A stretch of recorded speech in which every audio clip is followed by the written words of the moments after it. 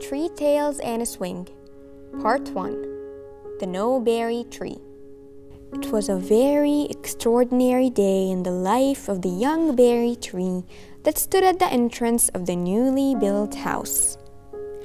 For what started as the happiest day in her life turned out to be the worst day she would ever live to see. It all began with whispers carried by the wind that blew from the south.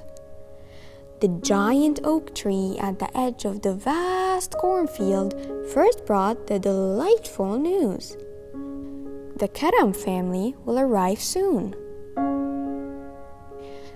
The word swiftly reached the oak's cousin across the lake, who told the neighboring pine tree, which in turn sent a quick message to the fig tree at the foot of the hill. Soon after that, everyone around the berry tree was sharing the joyful news. The beautiful house with the snow-white tiled cherry-red roof and grass-green windows was finally coming to life.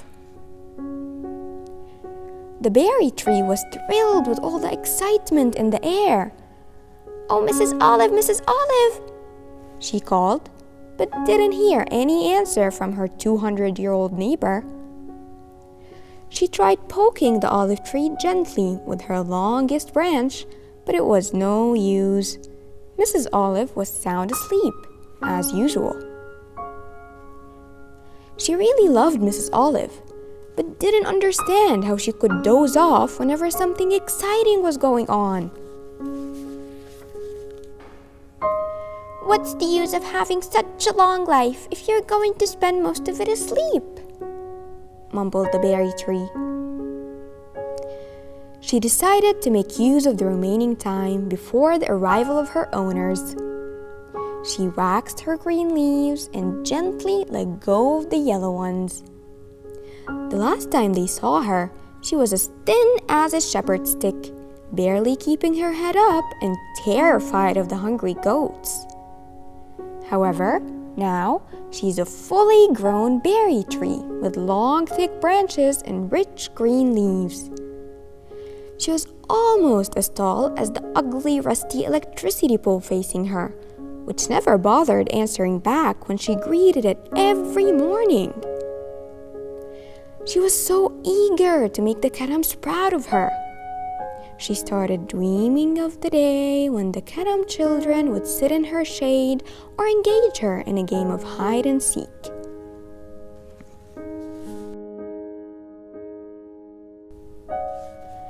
The festive sound of the horn woke her from her dreams.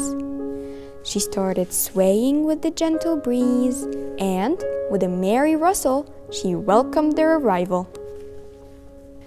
She took a glance at the small faces glowing with happiness as the car, driving down the entrance, brushed against her shiny leaves.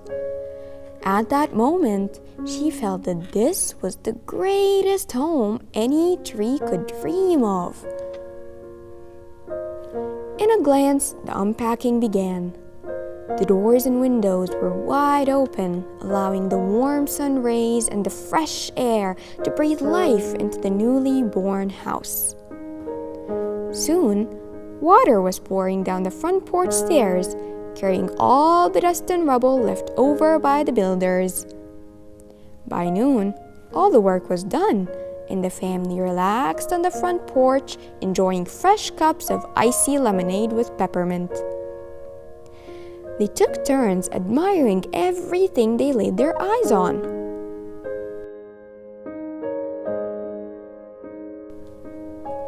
"As if they've never seen the sky or the clouds or the sparrows before. I wonder with what words they'll compliment my great looks," thought the berry tree, looking a bit taller than in the morning. She didn't have to wait long. She saw Mr. Karam pointing his index towards her. Her moment has come. "Look at the berry tree," Mr. Karam said in a deep, commanding voice. Her heart was beating so loudly that she feared she would fail to hear his praise. All the eyes looked in her direction, and Mr. Karam continued. "We should pull it out. It'll make the entrance much wider for the car. For a part of a second, the berry tree's heart stopped beating and she went into a trance. Pull me out! Do you want to pull me out? I must have misheard what Mr. Karam said. It must be one of those tricks that the wind plays on me, gasped the shocked berry tree after regaining her consciousness. She looked quickly to her right. Mrs. Olive was surprisingly awake this time, looking back at her with pitying eyes. So, what she heard was true. The Karams wanted to pull her out. Suddenly, the sun felt so hot pressing down on her. Her leaves were no longer shiny, her shade rolled in towards her trunk, and she felt as tiny as a speck of dust. But why? Why do they want to pull me out? Why me? What have I done? Echoes of her question were carried on the tender wings of butterflies and the cottony dandelion seeds as far as the vast cornfield. They even reached the muddy riverbank, but came back with nothing more than words of sympathy and grief.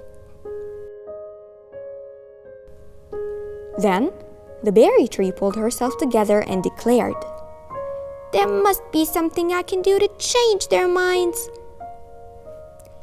Perhaps if you start bearing fruit, they won't pull you out," suggested the apple tree. "Yes, that's right. Everyone knows how much humans love fruits," added Mrs. Olive. "They even plant trees to get fruits." "Really?" exclaimed the berry tree, sensing a twinkle of hope lighting her gloomy day. But I'm a no-berry tree," she added after a second of reflection. For some reason unknown to her, she never bore any fruit. She knew that trees grew in different sizes, shapes, and colors, and that there were fruit-bearing trees like her friends, the pine, the apple, and the olive trees, and non-fruit-bearing trees like herself. Such differences hadn't worried her before. She had never felt that anything was wrong with her or that she needed to change. But now, things were different, and if bearing fruit would save her life, then she must do her best to become a berry-bearing tree. "All right then, can you tell me how I can bear fruit?" "Why don't you ask the birds to help you?" said the snail, clinging to her trunk.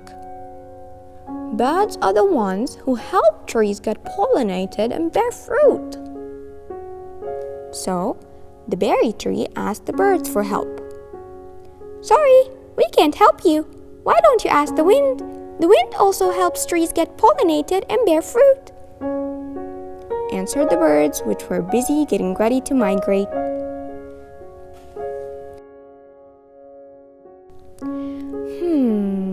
Hummed the wind.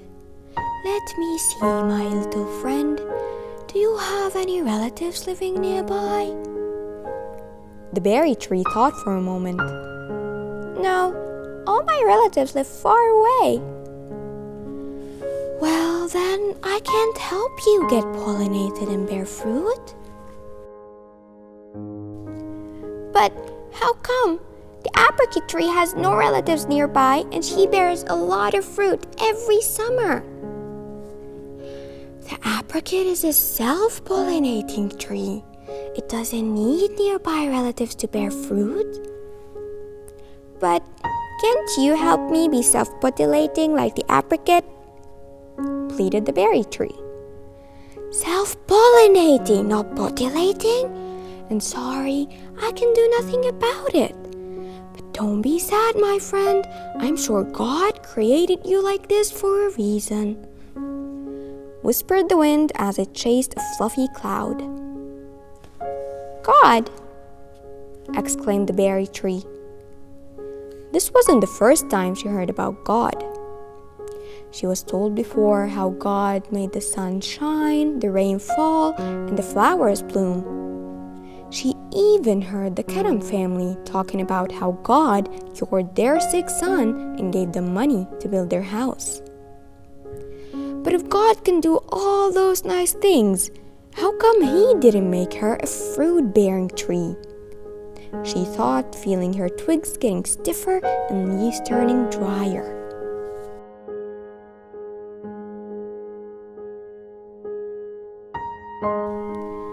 Mrs. Olive, does God hate me? She asked her old neighbor. God doesn't hate you, dear. God loves us all. But if God loves me as you say, why did He create me this way? She exclaimed with a sob.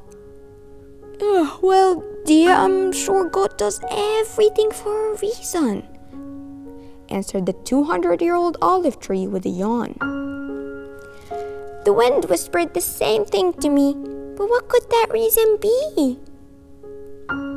Why don't you ask Him, dear? Suggested Mrs. Olive, and with a longer yawn, she drifted into one of her deep naps.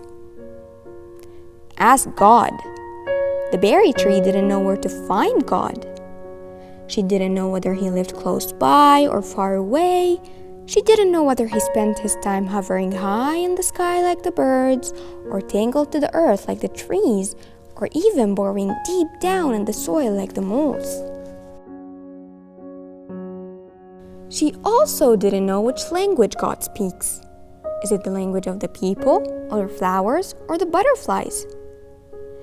There were so many things she didn't know about God, but she thought that if He is strong enough to make the sun shine and the rain fall, perhaps He can do something to help her stay in the land she loved the most.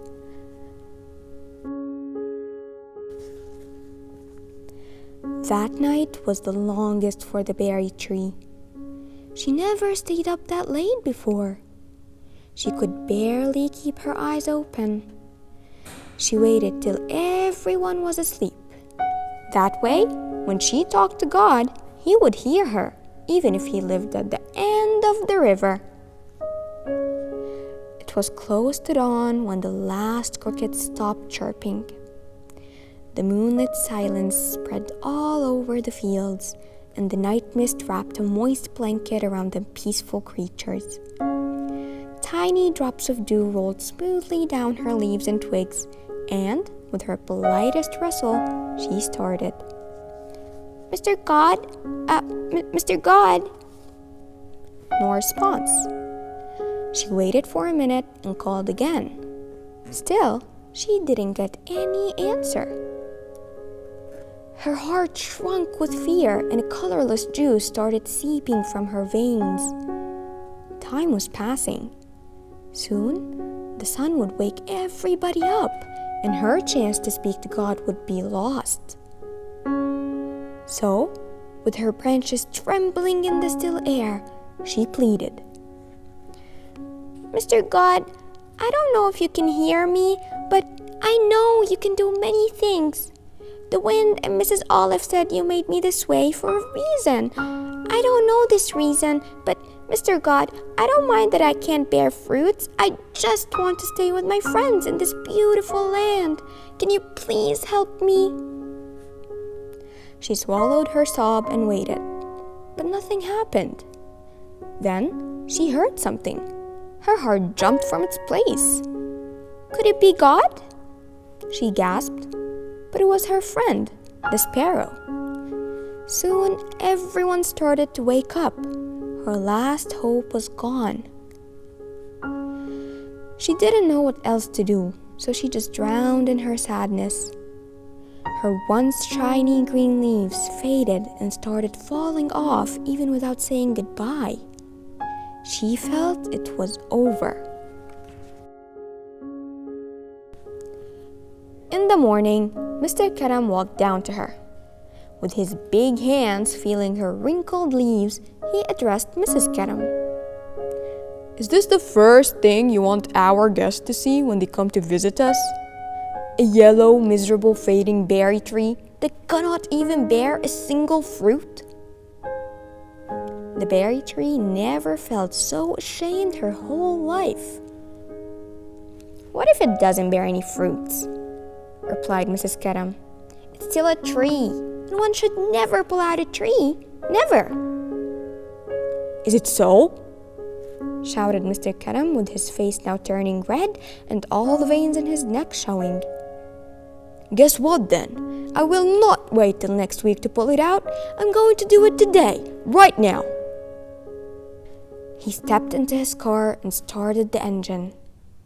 As the car swiftly brushed against her weary leaves, coldness filled her heart and broke it in half.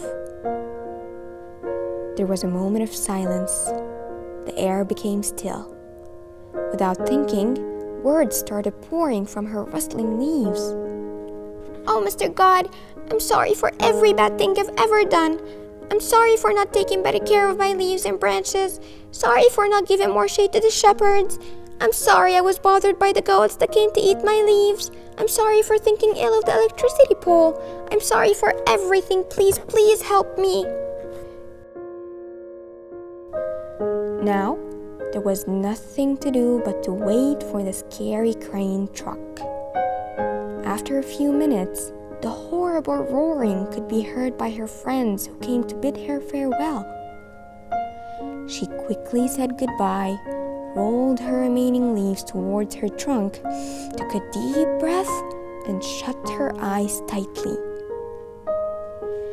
She could feel the earth throbbing under her roots. "Soon, I'll feel nothing," she told herself. The torturing roar lasted for a while, and suddenly it stopped. Then, the sound of the engine started fading away. Its job was done. Are you pleased now?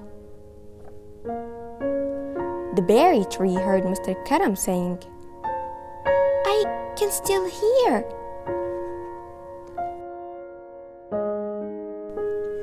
She carefully felt her roots. They were still buried deep into the ground. She was still alive. She took a deep breath, not believing that she could still breathe, and slowly opened her eyes. Everything around her was as beautiful as ever, but something was different. Something was missing. So, added Mr. Karam as Mrs. Karam approached the berry tree. "Oh, darling, I know you didn't mean what you said. You're too kind to harm this poor little thing. And anyway, it's not safe to have an electricity pole so close to our house." That afternoon, the giant oak tree at the edge of the vast cornfield had two stories to tell about how the berry tree was saved. One of them was that the municipality had intended to remove all the rusty electricity poles from the village. The other was that Mrs. Karam threatened to go back to the city if the berry tree was pulled out. However, the berry tree had yet another story to tell. It was about how, on one misty night, she prayed to God with a broken heart, and He answered her prayer.